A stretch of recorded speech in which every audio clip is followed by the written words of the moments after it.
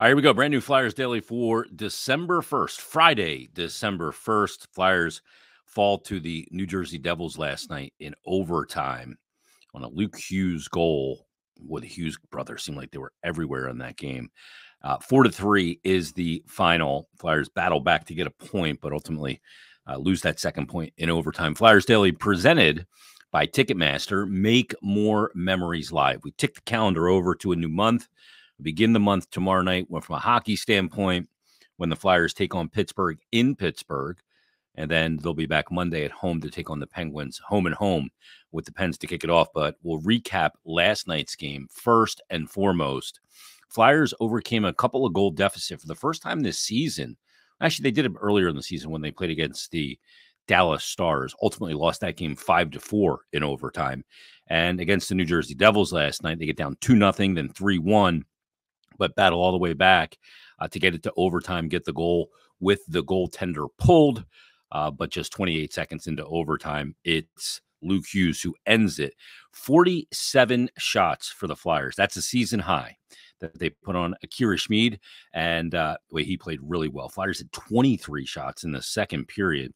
The Devils with 35 shots on goal. That's got to be the highest combined total of shots in a Flyers game this season.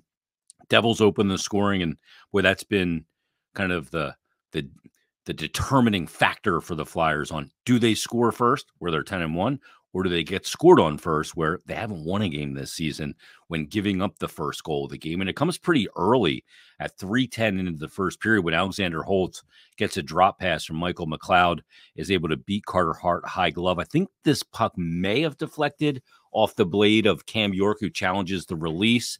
Doesn't matter. It ends up in the back of the net. Devils go up 1-0. Then later in the first period at 15-12, Flyers probably leading into this second goal by the Devils, the Jack Hughes 2-on-1 goal, probably had their best shift of the period. Spent about a minute 15 in the Devil zone, working the forecheck, getting good opportunities on Akira Schmid, but those legs were out there for a while, and it ends up being a 2-on-1 the other way. And we've talked about this where the Flyers are so aggressive in keeping the puck in the offensive zone and creating second chance opportunities and maybe selling out a little bit and taking on a little risk to get reward of scoring chances. They end up not getting a puck by Akira Schmid, and then it ends up going the other way. And Jack Hughes gets the pass from Tyler Toffoli on the 2-on-1 and beats Carter Hart. Then it's 2-0 Devils. So not only do you not score the first, but the Devils also scored the second. Now they're up 2-0 after one period of play. Head into the second period. And at 11:49, Flyers facing the number one power play in the NHL, the New Jersey Devils, clicking at 36.8% going into the game. And the Flyers power play has been a struggle all season, but they get a power play goal. They cut the lead in half when Morgan Frost picks up some loose change around the net. Just a good job of Frost, though, flowing to the net.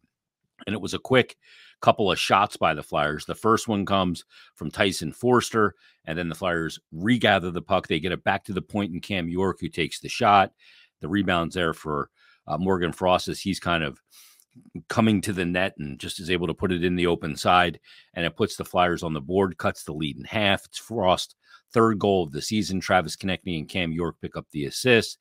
And now we've got a 2-1 game going into the third. But there was some key moments late in that second period where the Flyers are killing off a power play of the New Jersey Devils. And again, top-ranked power play in the league. And on a couple of just great opportunities, Carter Hart made some unbelievable saves. There was a low-to-high play. Jack Hughes to Holtz.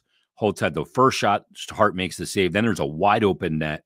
And Carter's got to move from his left to his right, so to his blocker side. And he just sells out in desperation, dives, and gets the blocker on a wide-open net for Holtz, makes the save. Flyers get out of the period only down a goal. But then 4:31 into the third, Tyler Toffoli on the power play is able to beat Carter Hart. So the Flyers back down 3-1, multi-goal. Then at the 15-minute mark of the third period, I thought Tyson Forster had a really strong game. And he contributes to this goal. He doesn't get a point on the Sean Walker goal at 15 minutes to make it 3-2. But he's kind of, there's two Devil players kind of in a layered screen situation. And Tyson Forster cuts across, takes the eyes away of the Devils goaltender Schmid, and can't see the release. Sean Walker finds a lane to the net, gets the goal, his 4th of the season. Now it's 3-2. Couturier and Konechny with the assist. 2 assists for Travis Konechny in the game. And then with the goaltender pulled, Flyers actually had a 5-on-3, which was a 6-on-3 because they pulled Carter Hart. But when it was a 5-on-4, which really was a 6-on-4 because Hart was pulled, Scott Laughton gets a shot off at the point. Tyson Forster gets a stick on it, redirects it. It's a power play goal. And all of a sudden the Flyers tie it at 19:09. Forster's 2nd of the season on the power play. 2 power play goals in the game. Laughton and Brink pick up the assist. So 3-3, we head to overtime. Flyers have a rush opportunity in overtime, but then a 2-on-1 ensues the other way. And it just so happens it's the Hughes brothers, Jack Hughes feeding his brother Luke Hughes, who puts it in the open net. And the Devils take the 2 points and take the win. Now, a couple of storylines coming out of this game beyond just the Hughes brothers. First and foremost, Garnet Hathaway ejected from the game with a game misconduct and a major penalty at 16:15 of the first for basically playing to the whistle. John Tortorella was apoplectic at the call. You know, he kind of gets Siegenthaler kind of shoves Garnet Hathaway into Luke Hughes. Hughes has to leave the game because he goes into concussion protocol. He does come back, obviously. He got the game winner. So you lose Garnet Hathaway right there early in the game. He played not a whole heck of a lot, a little more than 3 minutes at that point because there's basically 5 minutes left in the first period. He plays 3:52. So he's gone. But for some reason, Joel Farabee gets 2 shifts in the game and only 56 seconds of playing time. So you're already down Hathaway, and now Joel Farabee is getting a seat on the bench, only playing 56 seconds in the first period and the remainder of the game. So you're playing with a short bench. Nick Delarier didn't see a whole lot of ice time, 8:03. Where were those minutes picked up? Well, Travis Konechny picked up a lot of them. Konechny in the game played 22:48, 6:09 on the power play. These are huge numbers. 6:09 of power play time and 5 minutes of 14 seconds of PK time, 11:25 of even strength time for Travis Konechny. He had 2 assists in the game, a couple of shots on goal.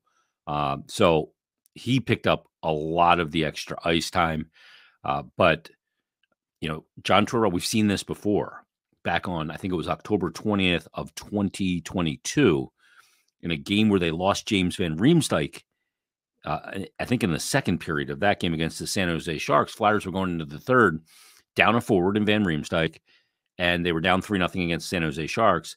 And Travis Konechny and Kevin Hayes at that time didn't play at all in that third period. So it doesn't matter if you're down a forward. If the coaching staff doesn't see what they want out of a player, they'll sit you down no matter what. It doesn't matter whether you're down a player or what the situation is. And Joel Farabee got that last night. We'll see how he responds to it. Carter Hart really strong in the game. Gives up the 4 goals on 35 shots, but made some unbelievable saves. And a lot of times your goaltender's got to be your best penalty killer, and he was. I thought the penalty kill was good all night. Some really key blocks at key times. The first, I think, 7.5 minutes of Devils power play time in the game, the Flyers only gave up 3 shots. And again, this is the top-ranked power play in the NHL. They really move the puck around well. They show you multiple different looks from a 1-3-1 to an overload. They'll change on the fly. They'll move Hughes onto the half wall, out to the high point. They were working with Luke Hughes as well, and those two have great awareness of where each other's going to be. They didn't have Dougie Hamilton in the game, but still pretty potent New Jersey Devil offense, and they outlast the Flyers 4-3 in the game. Hughes in the game came in with the highest points per game in the NHL. He had come in with 15 games played and 26 points. He picks up 3 points on the night. Does Jack Hughes, a goal and 2 assists. He had 9 shots on goal in 23 minutes and 29 seconds of ice time. That kid is an absolute star. And it didn't happen right away for Jack Hughes. It took a little bit of time for him to develop into the star player that he is right now. I hope that's something that we'll remember when we're looking at players like Cutter Gauthier coming into the NHL, or guys like Matvei Michkov. It may not happen with the consistency that you see out of Hughes now, but it doesn't mean that it can't get to that level. Now, Hughes is a number 1 overall pick. Matvey Michkov is not. He's a 7th overall pick, and Cutter Gauthier is a high pick as well. So we'll see how those players develop, but it's a good example of one of those guys that it didn't happen for right out of the gate. Nico Hischier, of course, another number 1 overall pick for the New Jersey Devils, had a couple of assists in the game, including on the game-winning goal. And he's a very important player for them. Good in the face-off circle, won 10 draws and only lost 7. And the area that we talked about yesterday's episode when previewing the game is it good enough? Is the goaltending good enough? I thought Akira Schmid had a great game. Flyers poured a lot of quality chances on him. And when you look at the heat map of the scoring chances in this game, I said on the postgame show to Brian Smith, it kind of looked like, one of a heat map of chicken pox in each zone. There was so many specks all over it of the scoring chances at both ends of the ice. And, but the Devils, they find a way to get the win. They move a couple games over 500. Flyers go back to NHL 500. So they'll take the point, but the Devils get the job done and get the 2 points for against the Philadelphia Flyers. Like I said, Flyers will be in Pittsburgh coming up on Saturday to take on the Pens, and then at home. And then the Flyers are going to hit the road for Arizona, Colorado, and Nashville. Basically a week-long trip, December 7th through the 12th, and they'll come home and take on Washington and Detroit in the month of December. Go to New Jersey, at home against Nashville, at Detroit, at Vancouver, at Seattle, at Calgary to wrap up the year. So a couple of division games in there, a couple of games against Pittsburgh, and then you have the New Jersey game and the Washington game. But then a lot of, again, out-of-division games or Western Conference games as well before they pick it back up in the month of January. So that'll put a wrap on this edition of Flyers Daily. Let me get to one email real quick. I just got a nice email from a guy. I wanted to read it here because we're coming up on episode 1000, which will be coming up on Saturday. I sat down with Keith Jones and Danny Briere last night before the game, had a chance to talk to the two of them about this season and lots of other topics about the rebuild and much more. So you'll hear that on Saturday's episode. But Jeff Kerr sent me a nice note and said, "Hey, Jason, congrats on the upcoming 1000th episode. I've listened to at least 80% of them. So that's 800 episodes. That's a big number, Jeff. Thank you." And he said, "The great content is what keeps me coming back for nearly every episode. Here's to many more and keep up the great work. Sincerely, Jeff." Jeff, thank you for the note. I appreciate it very much. I'm excited for episode 1000, excited for 1,000 more. Everybody, have a great Friday. We'll talk to you tomorrow. We'll preview Flyers Pens on a Saturday edition of Flyers Daily.